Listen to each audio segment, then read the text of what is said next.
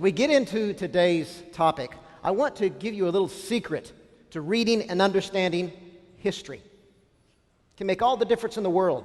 Often historians and those of us who read history, we tend to approach it by reading history backwards. For example, we're looking at the events prior to the Civil War, and as we look at all of those events as we did so Monday, we know that the Civil War was going to take place. So we tend to read into those events that perspective. And you can't help doing that. Historians have to do that. We all have to do that. So we all are going to read history backwards, but it is especially helpful to also read history forwards, which means to put yourself in the perspective of the people who were living the history, to put ourselves in the shoes of our pioneers, in the shoes of antebellum Americans. They had no idea from their perspective, looking forward, that a great cataclysmic war was coming and would devastate the nation. They had no idea. Even our pioneers who knew something big was going to happen, they believed it was the second coming of Jesus, they had no idea that the Civil War would play out as it did until Ellen White's Parkville vision in Parkville, Michigan. So as we go through the material this morning, we'll again look at history in relationship to this vision. I want to go back to primary sources, and that's the key to reading history forward. You go back to primary sources and try to think what they were thinking and look forward. They could not see the future. So that is very helpful, I have found, in studying history. The snow, Michigan snow, clung to the leaves. The winter chill enveloped the small community of Parkville, Michigan. The Sabbatarian Adventists were meeting there for a revival series. James White, on January 12, had just finished speaking. And J.N. Loughborough, who would become the church's historian, later would record this experience and write it in his book about the early history of Seventh-day Adventists. So we'll pick up the story, how he describes it. In Rise and Progress of Seventh-day Adventists, after James White had finished, Loughborough picks up the story there. At the close of the discourse by Elder White, Mrs. White gave a stirring exhortation, after which she took her seat in a chair. In this position, she was taken off in vision. The house was crowded with people, and it was indeed a solemn place. After coming out of the vision, she arose and, looking about the house, said, "There is not a person in this house who has ever dreamed of the trouble that is coming upon this land." Now keep in mind, looking at history forward, they had no idea that within 3 months the Civil War would begin. They only knew of one major event that had transpired. Keep that in mind now. People are making sport of the Secession Ordinance of South Carolina. But I have just been shown that a large number of states are going to join that state. There will be a most terrible war. In this vision, I have seen large armies of both sides gathered on the field of battle. I heard the booming of the cannon and saw the dead and dying on every hand. And I'll get to this later on this morning, but Loughborough said, or he recalled, that as he sat up front, as she shared these things, several men in the audience shook their heads in disbelief. Then I saw them rushing up, engaged in hand-to-hand combat, and looking back on it, this is Loughborough reading history backwards. He put in parentheses, bayoneting one another, because by the time he wrote this immediately in his diary, but when he put it in the book years later, the Civil War was finished, and so he read this back into it. And so he added, bayoneting one another. Then I saw the field after battle, all covered with the dead and dying. Then I was carried to prisons and saw the sufferings of those in want, who were wasting away. Then I was taken to the homes of those who had lost husbands, sons, or brothers in the war. I saw their distress and anguish. Then, looking slowly around the house, she said, "There are those in this house who will lose sons in that war. Now, this filled many in that room with disbelief. They, along with other Americans, could not comprehend the thought of a war of this magnitude.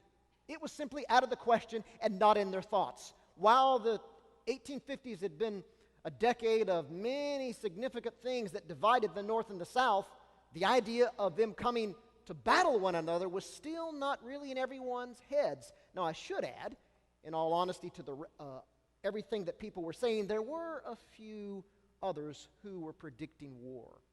But the way in which Ellen White predicted it here and recorded it in writing later is unique. And there's so much that she said, we can only get to the heart of it. But I want to look at some of the key elements of this vision. First of all, the verity of the vision. This vision was not ever written out as it was given here, at least in this form. She would record it later in a different way, but the details that are given here in this particular church in Parkville on January 12, 1861 were unique. Loughborough states in the preface of his book that he depended upon his daily diary to authenticate White's description in the Parkville vision. And we can be thankful that he kept a good diary that helped him write a very helpful history book in the 1890s. A non-Adventist, Martha Ensign, present at the service, corroborated Loughborough's narrative. He puts this in the book, and early Adventists, our pioneers, did that a lot. They put down or recorded eyewitness testimonies of things that took place to corroborate it. Early in the war, Ellen White put this vision in written form in February 1862. So the essence of this vision is recorded later, and I will describe it as she wrote it in 1862 on Thursday when we look at specific battles and the outcome of these battles and the loss of life and so forth. So we do have a written version of this vision, but that would be sometime later.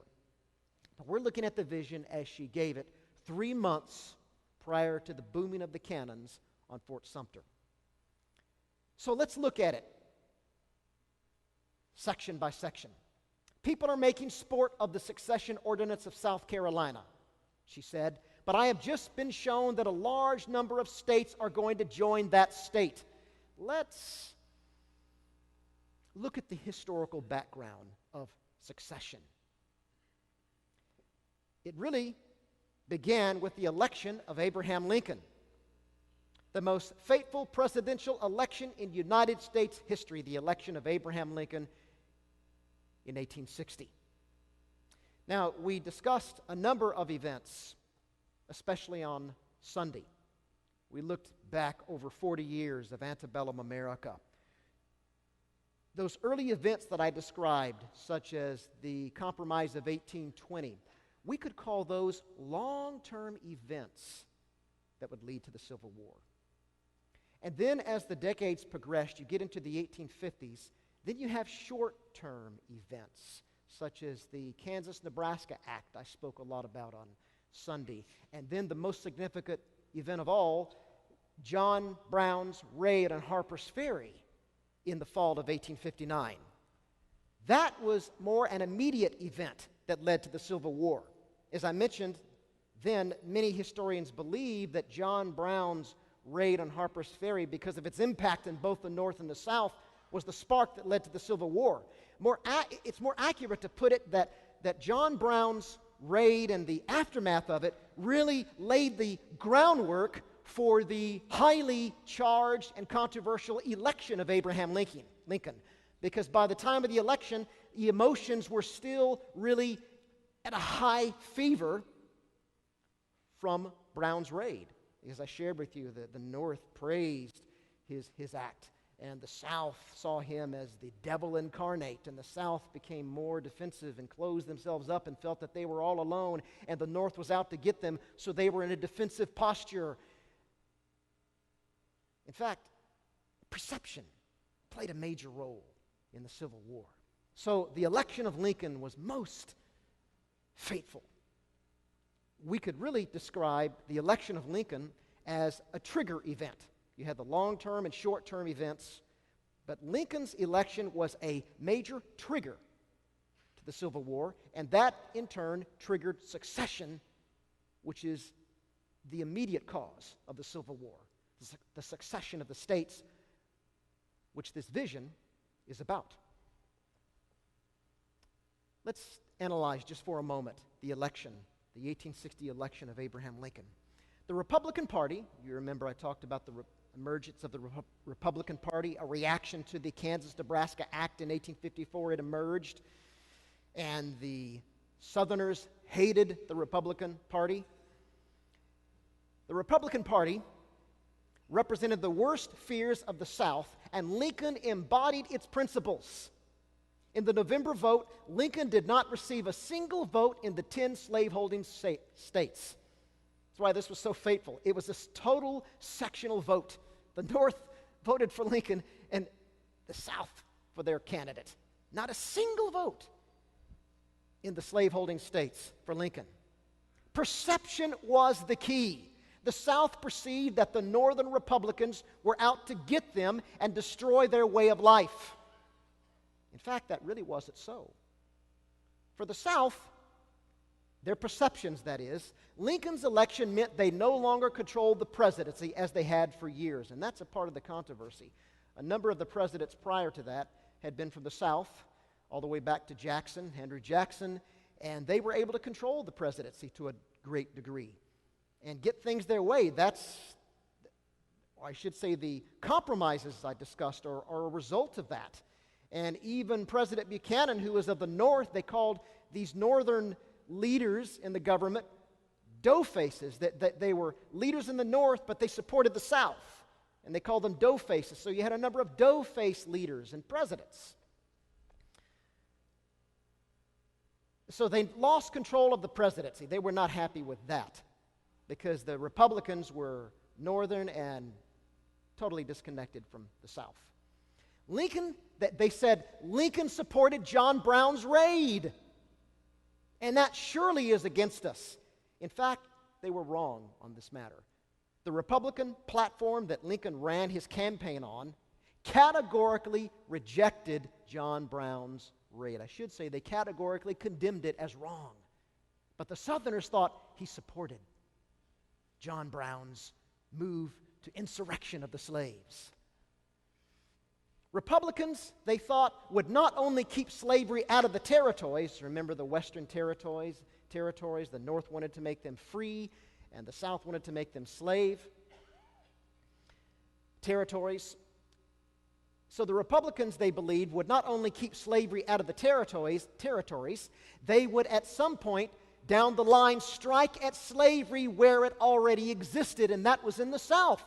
But in fact, Lincoln made it a special point to communicate to the South that while he was adamantly against spreading slavery in the Western territories, he would not touch slavery in the South.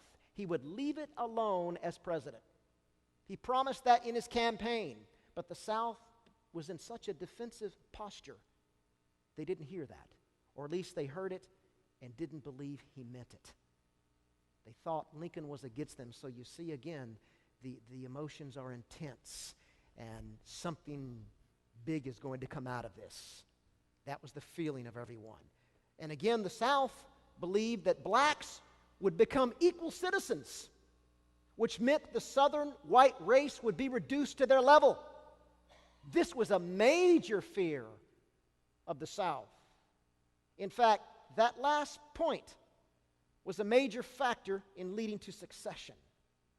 I'm going to share with you a bit of evidence on that fact here down the road in a moment when we look more at the succession and the reasons for succession, the cause of succession. This is important to understanding the backdrop of this vision of Ellen White and her other statements about the Civil War. Very important. So as you can see here, the South misunderstood, misperceived what the Republicans, what Lincoln really wanted to do. In fact, some have said that the Civil War really didn't need to have been fought. It was all a matter of misunderstandings, misperceptions, And really, it was. But if the Civil War had not taken place, slavery would have been around a lot longer in the United States. God knew what needed to be done. God was at work even in the misperceptions, in the emotional intensity of the South, I believe. So, the beginning of secession. Everyone knew that the month following the election would be crucial in terms of the South's reaction to Lincoln's election. And they knew, okay, they are not going to be happy with Lincoln. And indeed, it was. Those months were crucial. It began with South Carolina, the most extreme of the southern states. And if you read Antebellum America, South Carolina had a history. They had threatened secession repeatedly over the years. And now, finally, they had done it. It was on December 20, 1860, that South Carolina, by a unanimous vote, 169-0, to secede. And it was a great day for them. They were full of joy. You read the record, and right when the decision was made, people were lined up in the streets waiting for the decision, and they made it. And they say men took their hats off and threw them into the air. Women waved their handkerchiefs. People shouted and sang. Fireworks went off. Church bells rang. There was a great celebration all day long. South Carolina was now free. And they made the point that the United States Union is now dissolved. And they were proud of that. And I think of that celebration on the screen, by the way, as a picture on your left of the Secession. It's the document of their secession. And then you have the Charleston Extra, Union dissolved. I think of the exuberance and the excitement they felt that day. And again, this is looking back. I'm looking backward now. From their perspective, they were going to be free and do what they want now. But looking back on it, looking backwards, I know what they were in store for. I know that the Civil War would take place, and I also know that during the war, South Carolina received a beating, repeated assaults. It was one of the states devastated as a result of the Civil War. And so there's a sadness as I read and hear their shouts of joy over secession. They had no idea what was coming upon them. And now, let me tell you, the states that followed South Carolina that I'm about to discuss, they did not do this for war. While they were in a defensive posture, anticipating the possibility of an invasion from the north, they didn't want war, and they didn't succeed to start a war. It was for their state's rights. But their rights were to keep their way of life, which was based on the institution of slavery. Some took South Carolina's secession seriously. In fact, one South Carolinian said, "This means we will never have peace again." But others made sport of it, interestingly. In the vision, Ellen White said, "Some are making sport of this." Loughborough recorded this for us. He said, "The people in the North little thought of a war growing out of that." In the New York Tribune of that week, Horace Greeley, the editor, said, "A few old women with broomsticks could go down there and beat out the rebellion there is in South Carolina." And speaking of it the week before, he said, "If someone with the firmness of Andrew Jackson would go down there and say, 'South Carolina, where are you going?' they would reply, 'Back into the Union again, sir.'" That's making sport of secession. They had heard South Carolina for so long threaten secession. When it finally did happen, it was like, "Oh, it's not going to last. They'll come back into the Union." That was the sentiment of many. Not everyone, but a number felt that way. And that is what was in the news as Ellen White shared this vision with the Parkville church. Within weeks of Carolina's secession, 6 other lower states left the Union. Remember, she said, other states will follow this state. Mississippi succeeded on January 9. This is now in 1861. Florida, January 10. Alabama, January 11. And then January 12 is when Ellen White had her vision. She mentions only South Carolina. Evidently, the news had not reached them yet about these other 3 states that had succeeded. And to think about it, today, you flip on your computer and the news flashes. We get instant news today. But back then, news didn't travel that fast at all. It took sometimes days to get the news of an event. So evidently, they were not aware of these other states by January 12 that had succeeded. Again, part of the North's reaction to South Carolina's secession. Here is one of the satires in the newspapers. There are lots of cartoons and pictures about these types of things in the newspapers of the day. And this is after South Carolina had succeeded, and this was published sometime in January, and those other states, Alabama, Mississippi, they're making fun. You see, I can't use my laser here to point at the screen, but you can see at the head, the man riding the hog, that's South Carolina. The idea was that South Carolina is leading the way in secession. They're going to go whole hog over the cliff. So in other words, secession was going nowhere. It was going to disaster, but they're still poking fun at it. And the other states are following. The other animals following them behind. You've got Georgia running down the hill. But she said a large number of other states to follow after the vision of January 12. By then you've had 4 states that have succeeded. Georgia succeeded on January 19. Louisiana, January 26. Texas, February 1. Interesting story behind Texas secession. And not all of these states were unanimous.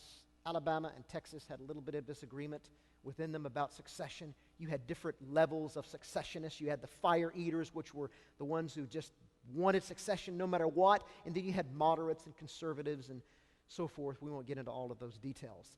Then after the bombing of Fort Sumter and Lincoln's call for 75,000 volunteer troops, you had the upper states succeed. Now, these early states that succeeded were the Deep South. But the upper states succeeded after that. Virginia, in April 17. Arkansas, May 6. North Carolina, May 20. Tennessee, my own state now, June 6.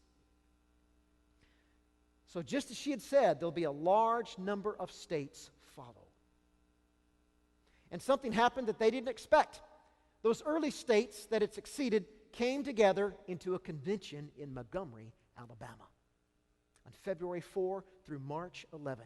And during that series of meetings, that convention, they created the Confederate Constitution and launched the Confederate nation. And the North had not expected this. Lincoln, you can imagine how Lincoln felt about this. Not very happy. There's a picture of the Confederate Constitution.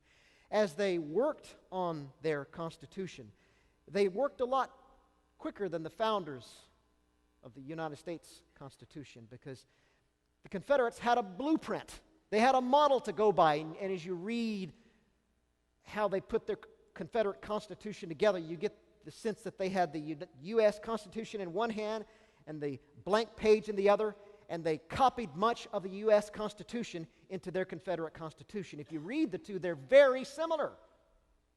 But there were some marked differences.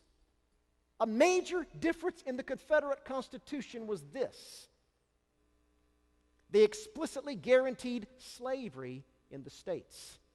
Now, America was birthed as a slave-holding country, but the Constitution, the Declaration of Freedom for All Men, used euphemisms. It really didn't explicitly talk about slavery, and it could be interpreted different ways. The South interpreted it one way, the North interpreted another. But they were explicit in the Confederate Constitution. They guaranteed slavery in the states. So right there in this primary document, we have slavery as the heart of the Confederacy. And there were a few other changes, but much of it was similar to the U.S. Constitution. They were accused by the North of starting a new revolution, but they insisted they were not engaged in a revolution. But in many ways they were. After they finished the Constitution, ratified it, voted on it, passed it, there was excitement in Montgomery. Again, there were cheers and celebrations and fireworks and so forth. Again, they had no idea what they were in store for, but they felt like it was a new revolution. They were free from the bondage of the North, so to speak. Now they could maintain their own way of life with no pressure from the North. Their object was to preserve their system of labor and social order. A system of labor and social order based on black slavery. Jefferson Davis was inaugurated as the president of the Confederacy on February 18, 1861. Here's a picture in Montgomery of that inauguration. Later they would move the Confederate capital to Virginia, to Richmond, Virginia. But it began in Montgomery, Alabama, my home state. I was born and raised in Alabama. I'm an Alabama boy, a redneck, Alabama redneck. Not all Alabamians are rednecks, but I grew up as one. One of the most debated issues relating to the American Civil War is its cause. The cause of secession. After the war, Confederates argued that slavery was not the cause. They said that it was states' rights. They were declaring their independence. There were territorial issues and economic differences and constitutional arguments and historic political abuses from the North. They were declaring their independence. Today, this is a debate among historians, and you've got traditionalists, you've got revisionists, you've got fundamentalists. I will deal with all of this in my book that'll hopefully be out in about a year on this subject. I'm going to have an appendix that'll deal with the cause of the war, and I'll deal with all the arguments and have all the documentation. The endnotes to that appendix will be long because there's a lot of material about this. But I, myself, as I've already alluded several times, I go along with the major historians of the Civil War that see slavery at the heart of it. But there are revisionists, there are different views, and the neo-Confederates, if you will, the lost cause idea, and a number in that tradition argue that slavery was not at the heart of it. Even some of the leaders of the Confederacy would argue later. But what that is doing is looking backward in history and not forward. What I want to do the next few moments, I want to look at a statement Ellen White made about this matter, and then I want to look forward. I want to go back into the minds of the secessionists, into the minds of the new Confederate government. What were they saying about the reasons why they formed their government, why they seceded from the United States and became the Confederacy? This is very important because Ellen White makes this interesting statement. Not just giving you raw history here. There's a point, and it all has to do with the profound insights of the gift of prophecy. This is from Testimonies, Volume 1, page 253. This is jumping ahead now. This was written and published in February of 1862. But she's reflecting back on the period we're discussing now of secession. Listen to this profound insight. The North did not understand the bitter, dreadful hatred of the South toward them, and were unprepared for their deep-laid plots. Now, what I just covered earlier was quick, but it was a lengthy, detailed process of planning and plotting. The North had boasted of their strength and ridiculed the idea of the South leaving the Union. They considered it like the threats of a willful, stubborn child and thought that the South would soon come back to their senses and, becoming sick of leaving the Union, would with humble apologies return to their allegiance. And I just touched on some of the evidence. In my book, I'll have an abundance of documentation regarding this statement. The facts are so clear. They viewed the South as a stubborn child who whined when it did not get its way. That's how the North viewed it. But they had no idea of how resolute the South was on this matter. And they discovered soon after the establishment of the Confederacy. The North have had no just idea of the strength of the accursed system of slavery. And this last sentence is significant. I'm bolding it. It is this, speaking of slavery, it is this and this alone which lies at the foundation of the war. Now you see why I'm laboring on this point and giving you all this historical background? That's quite a significant statement. There are many today who would attempt to refute that statement. But the way it's worded is so carefully and insightful. Because as I alluded to earlier, we don't want to be oversimplistic and say that the North was in a crusade against slavery. There were other elements involved. But at the foundation of it all was slavery. That is such a spot-on statement. When you read the history, when you read it forward, go back into their shoes and look what they were thinking and what they were saying. So, let's read history forward now. Each Southern State Convention document lists slavery as a major issue in succeeding. You can read them online. The state's reasons for secession. Most of them specifically list slavery. Mississippi was very specific and represented how the other states felt. Let's look at Mississippi's declaration of the immediate causes which induce and justify the succession of the state of Mississippi from the federal union. They tell us explicitly why they seceded from the United States. Here's some excerpts from their document. In the momentous step which our state has taken of dissolving its connection with the government of which we so long formed a part, it is but just that we should declare the prominent reasons which have induced our course.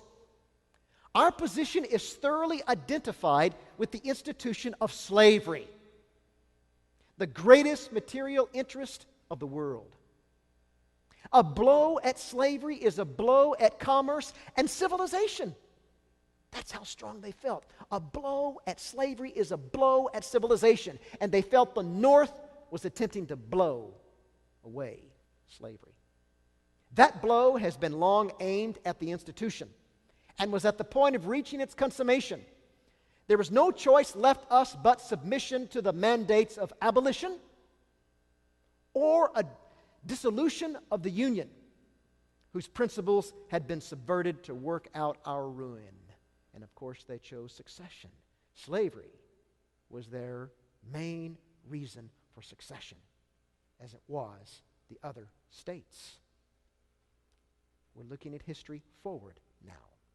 Significant state by Confederate leaders.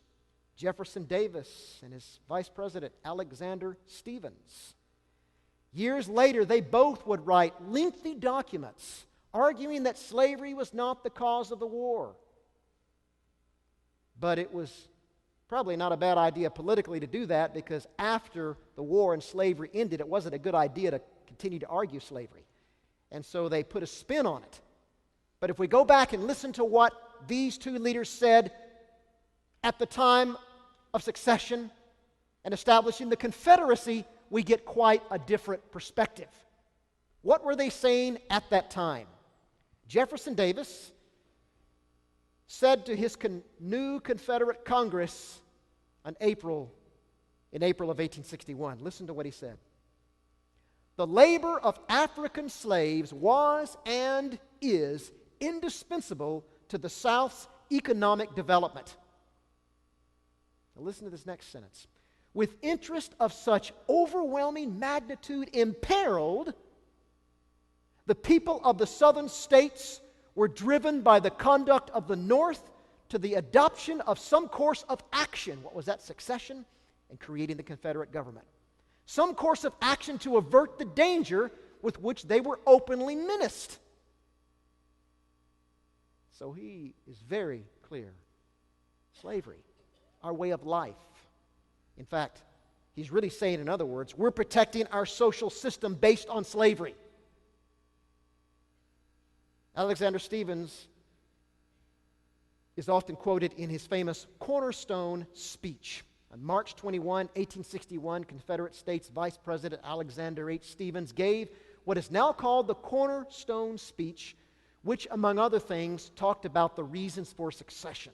At the heart of it, he said, and you can read these entire speeches online, by the way, if you Google them. Its foundations are laid.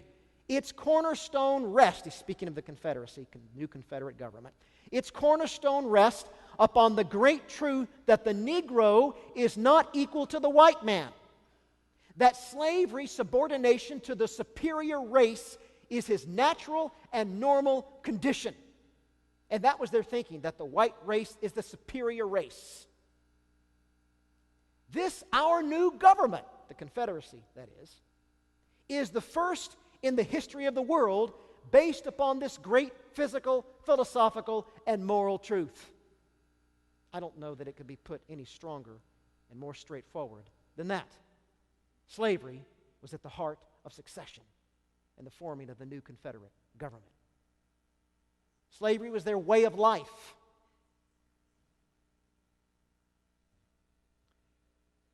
Charles B. Dew is a historian of the Civil War. And in this excellent book, Apostles of Disunion, he engages with primary sources and documents how there were commissioners going through the South spreading the news that the North wanted to take away slavery and make the black man equal to the whites. And this would bring down the superior white race to their low level. And that was spread throughout the states, and he documents how that was a key factor in secession. He shows you throughout the book.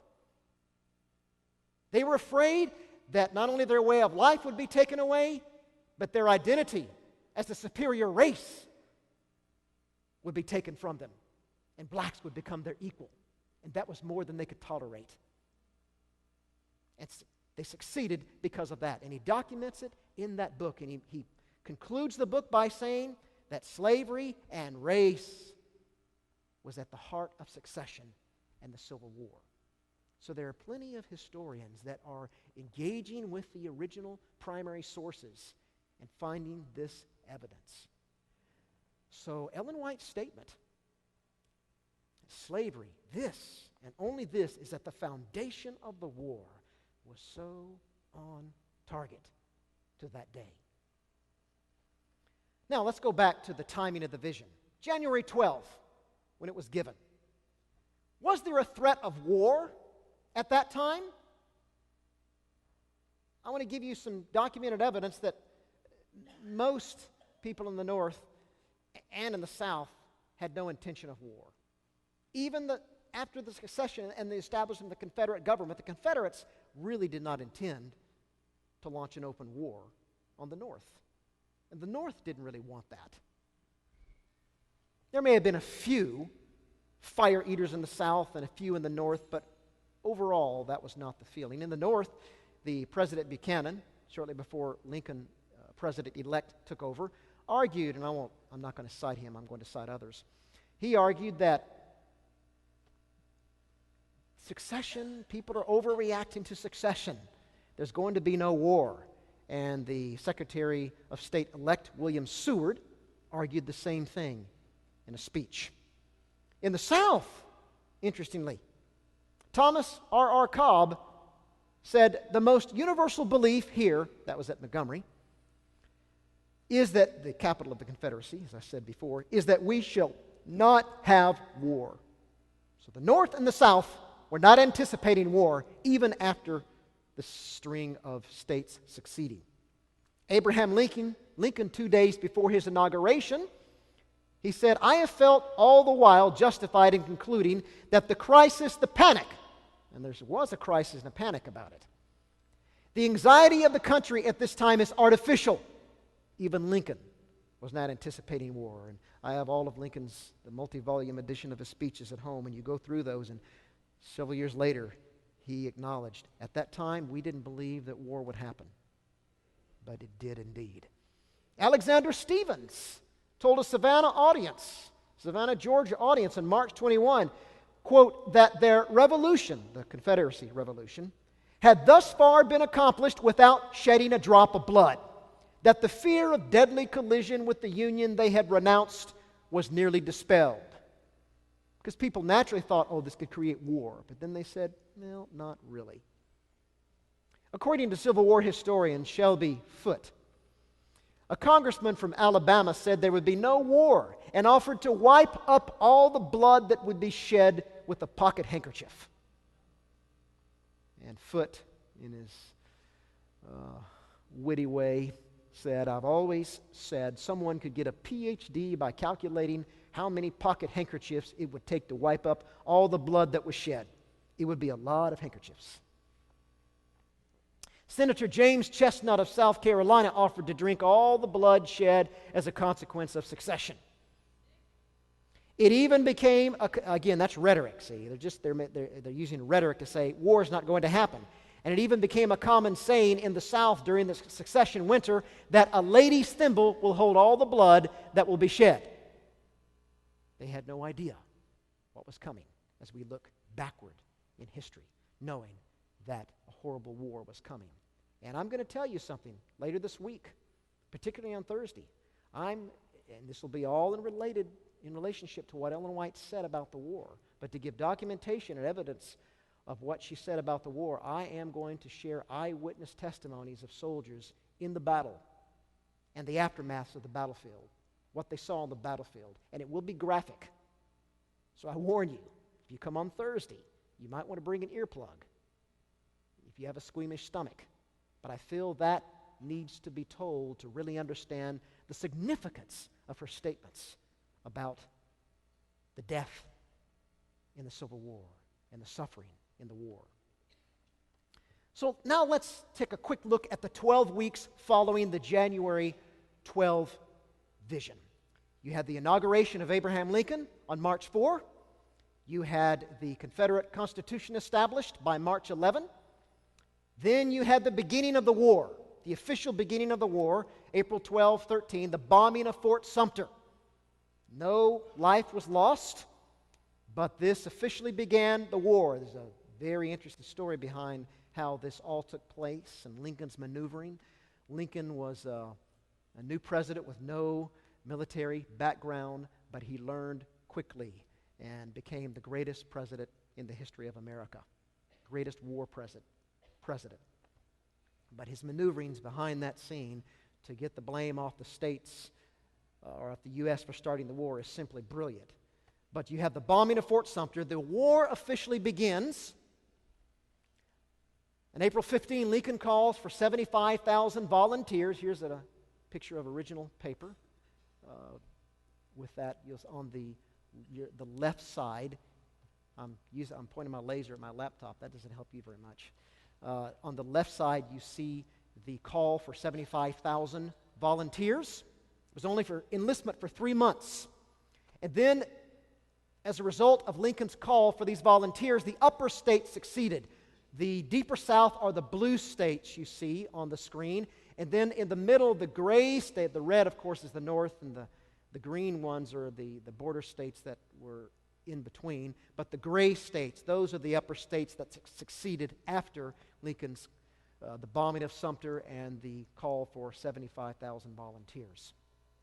So by early summer, before the Battle of Manassas, which I will talk about tomorrow morning, there's no terrible war yet. In her vision on January 12, she said, there will be a most terrible war. Large armies on both sides gathered on the field of battle. I heard the booming of the cannon, and I saw the dead and dying on every hand. That did not happen yet. So, where's the truth of the vision? War had started, but here was the feeling of everybody about the war.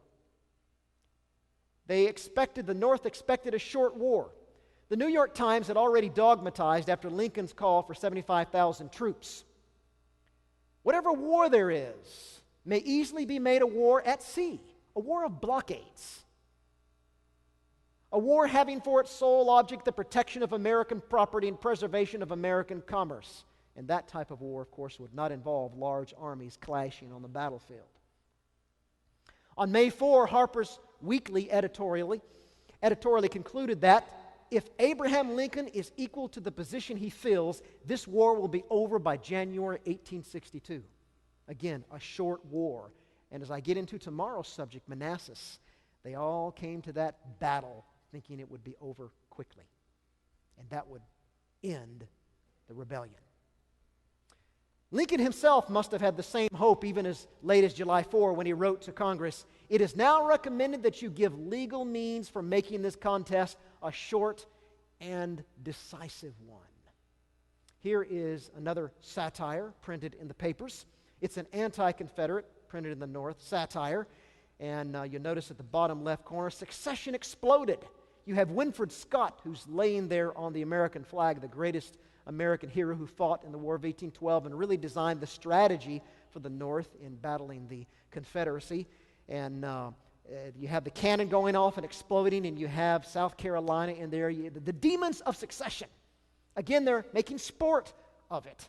And the idea is that one massive explosion, one quick battle, and the war will be over.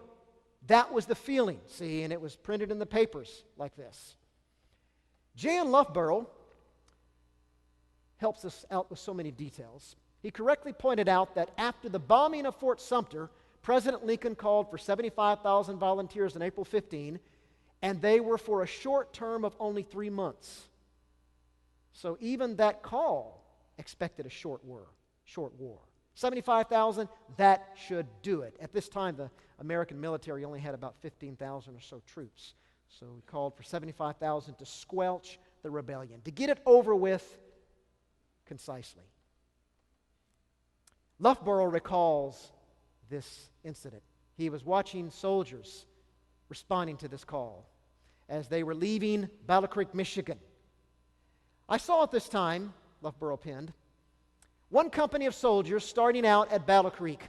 A jolly company there were two. They were two. As full of glee and hilarity as though going to a picnic. And as the train pulled out from the station with waving hats and handkerchiefs, they shouted, 'Goodbye, boys. We'll be back in 6 weeks.'" And then Loughborough remarks, "Poor fellows, looking back on history, many of them never returned."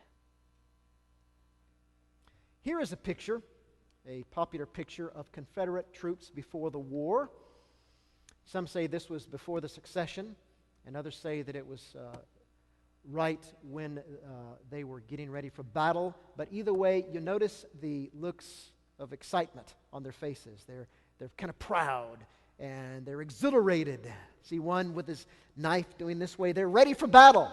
And by the way, Confederates, the South, even today, the South, when it comes to defending your country, Southerners are often the first to volunteer. That spirit is still there. And that's how they felt down in the Confederacy then. They were defending their territory, and these boys, they were ready to defend their own country. Well, many of these men did go off to war in this picture. In fact, all of them did, and most of them didn't come back. Most of them lost their lives. Others were maimed. Even the soldiers expected a short war.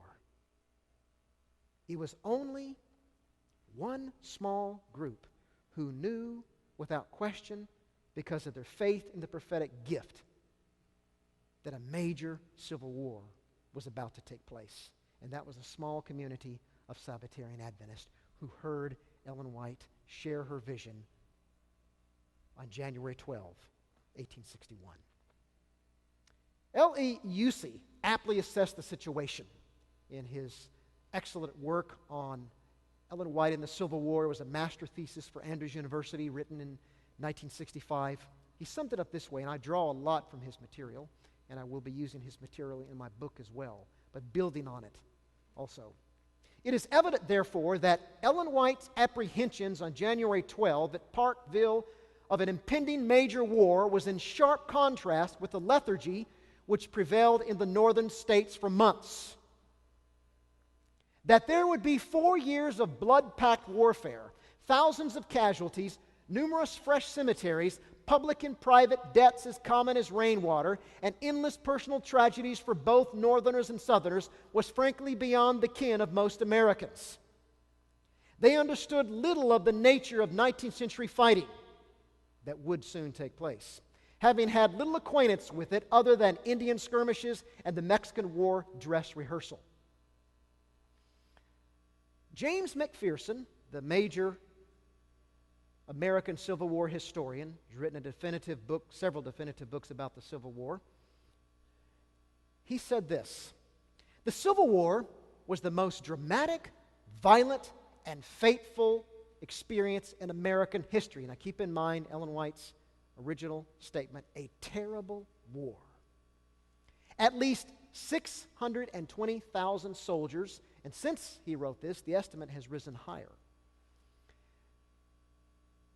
At least 620,000, 100,000 soldiers lost their lives in that war, 2% of the population at the time. If 2% of the American people were to be killed in a war fought in the early 21st century, the number of American war dead would be 5.5 million. So think about that proportionally. Note this, and this is all factual. More Americans were killed or died in this war than all of the other wars combined that the United States has fought. A most terrible war is coming. The number of casualties in one day at the Battle of Antietam, and I'll talk about the details of Antietam on Thursday, was nearly 4 times the number of American casualties on D-Day, June 6, 1944. Twice as many people were killed and mortally wounded than were killed by the terrorist attacks on the United States on 9/11, 2001. And we will talk about what it was like in this battle and the aftermath of those battles later on. After Loughborough experienced and recorded this initial vision by Ellen White, a year later, he came back to that same Parkville church and was giving a seminar on spiritual gifts in the church, and he reminded them of this vision a year earlier. And he shares his experience. This is in his book, Miracles of My Life.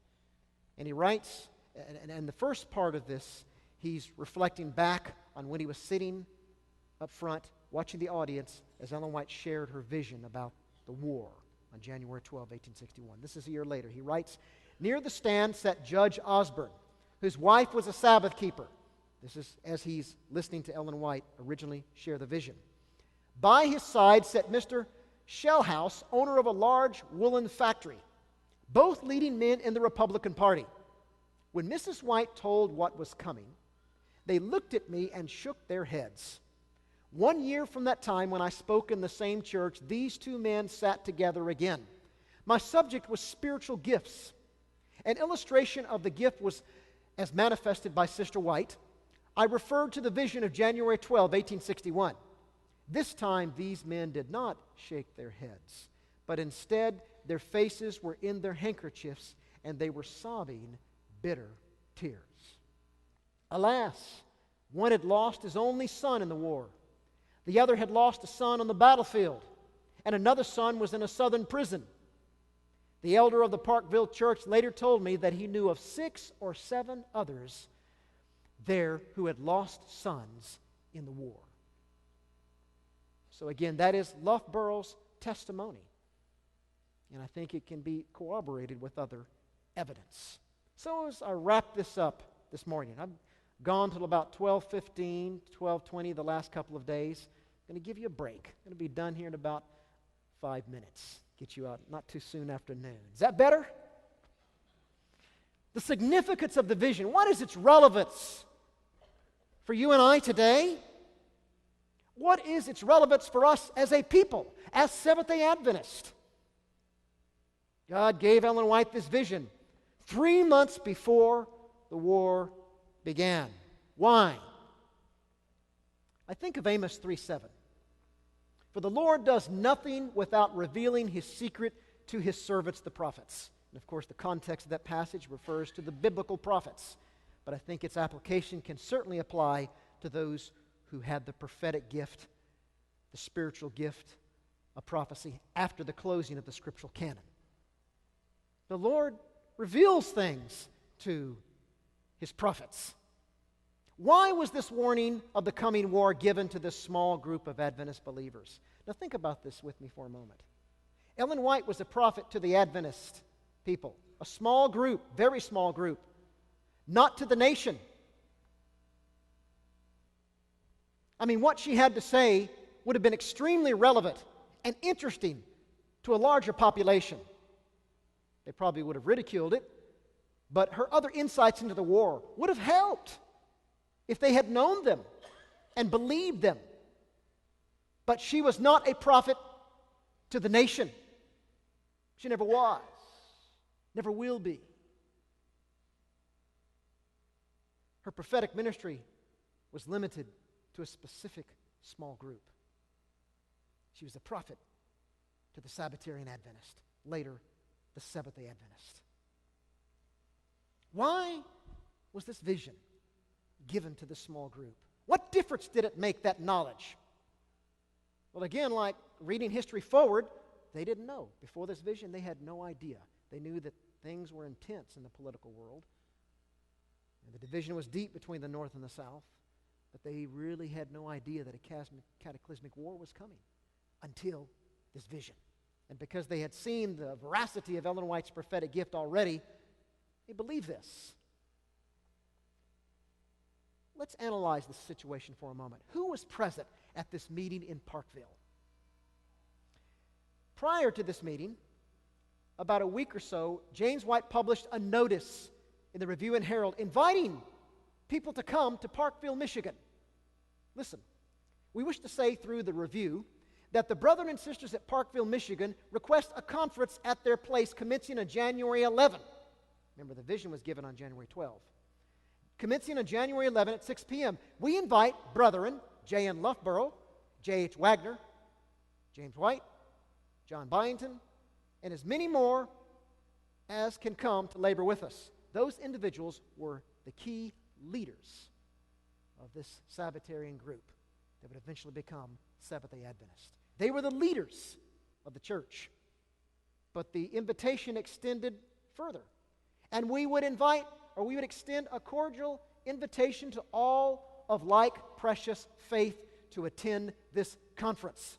That's basically, in a nutshell, the believers. All the believers in the Sabbatarian message,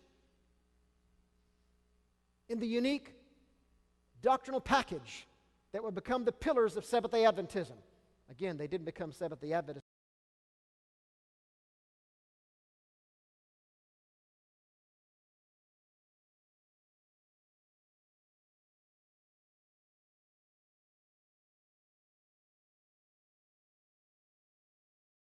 until 1863, in the middle of the war. They were Sabbatarian Adventists at this point. So all the leadership of the church were there. Key leaders of the developing Adventist church were present. The Civil War would impact every American and cause hardship even in the North, including the pioneers of Seventh-day Adventism. They were growing a church, and they needed to know what was ahead in order to brace themselves and to work for the war. Because American soil, that was the environment in which Adventism grew. And insight onto what was coming helped them prepare, helped them brace for it. God was watching out for His people. This vision was not for the nation, it was for the Adventist people, this insight that a war was coming. God was showing His mercy. God was working with His people. God was preparing His remnant people for something terrible that was about to happen and would last for 4 long years. A terrible war. God had His people in mind during America's greatest crisis, and He protected them. Does He not have His people in mind today? Does He care about the remnant today? Does He care about your life and my life? Yes, He does. I think a great personal lesson from this vision is that God is thinking about His people. And while we may not get fresh visions today, we have, first of all, Scripture. And if we read it aright, we can understand the signs of the times. And then after that, We have the spirit of prophecy. These writings that give us profound insight into our world today, that articulate for us the Adventist worldview, the great controversy. And this, by the way, was given, this vision, at a time when she was thinking about her great controversy. She had already written out the initial version of the great controversy. God is in control. God has His people in mind. And with all of this insight He's given us, He's thinking about you, about your life, about your future. He knows your future. He knows my future. He can see the end from the beginning, and He is concerned about us. And whatever is going to happen in this nation, in this world, and we're sure not out of the hot water yet. There are some things that are going to be coming in the future. We don't know what, with this nation, with the world, but God is in control. And He will carry His church through, and He will carry you through it as you and I look to Him. Isn't that good news? All that we get from a vision to a small group of people on a Michigan winter day, January 12, 1861. God is good and merciful. Amen? Heavenly Father, we want to thank You for Your deep love for us as a people, for us as individuals. We're grateful for the insights from the gift of prophecy and how they synchronize with what was happening during that time. We want this information, Lord, this understanding of history to increase our appreciation of the prophetic gift and enhance our faith. That's what we want. And we also want that assurance that You care about us as individuals, that You know our future, and You're planning for our future. So we surrender to You just now. In Jesus' name, amen.